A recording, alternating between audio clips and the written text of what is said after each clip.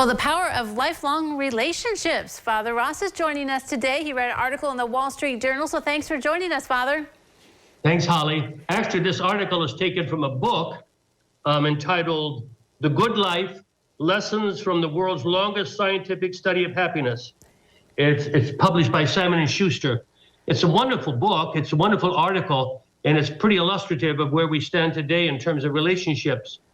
A number of years ago, there was a seminal work that was written by Elizabeth Fisher. She entitled it The Anatomy of Love.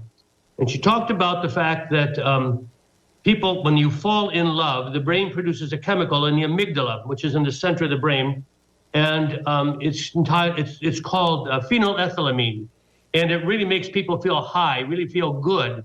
Oftentimes people make their decisions to marry based upon feeling that high and believing that that high is always going to be there. Well, I think this, in some way, this study ties in with it. The study is the Harvard study of adult development. It found out that personal connections are the most important factor in long-term health and happiness. Here's what happened. In 1938, Harvard University began a study of 724 men, and subsequently, it's gone on for the last 85 years, of how they grow and what's important in terms of their life and their happiness. And they discovered that, contrary to what people might think, it's not career achievement, it's not exercise, it's not a healthy diet. It's really the main factor. It's relationships and the quality of your relationships with people. That's going to be the factor.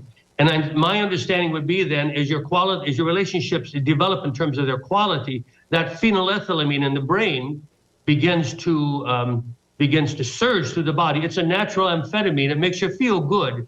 And people really then enjoy the company of others. I find it interesting that oftentimes today in this individualistic society, we're finding ourselves more and more not relating to people personally. We do it over the cell phones, don't we? Yeah. We spend more time doing things like that, and we text. We spend more time texting than being in the presence of somebody else.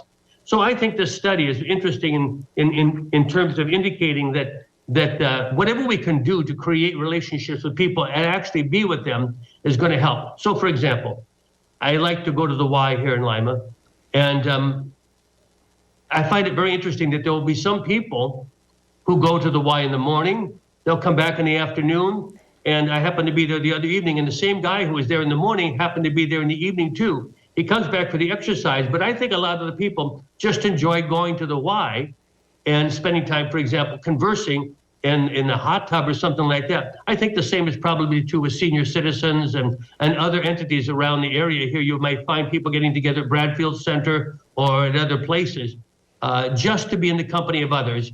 And that connectedness gives us healthy lives, I think. Right, yeah, I mean, you think, first of all, partners, healthiness, but it's friendships too. I mean, girlfriends, boyfriends, just hanging out, and you need that connection. And I think during the pandemic, since we were all like a little isolated, that we've gotten away from it, and we need to get back out to reach out to that core group of friends and people that we can connect with. Well, we humans are social beings, and oftentimes we forget that, and we put in our way all these vehicles, as I said, the cell phone, all these vehicles that prevent us from being with each other. And we don't take the time or make the effort to do that, because in many cases we say, well, I've got other things to do with my life, and we crowd them with our lives with other things. But the study finds, is the most important thing for maintaining longevity, the most important thing. Yeah. Interestingly enough, perhaps you read this the other day, I think it was last week, the world's oldest person died. Mm-hmm. In France. Do you know how old she was? Was she like 118 or something like that? 118 years old. And do you know what she was? No, what was she? I didn't read that part. She was a Catholic nun. Oh. Now, those nuns live together in community all the time.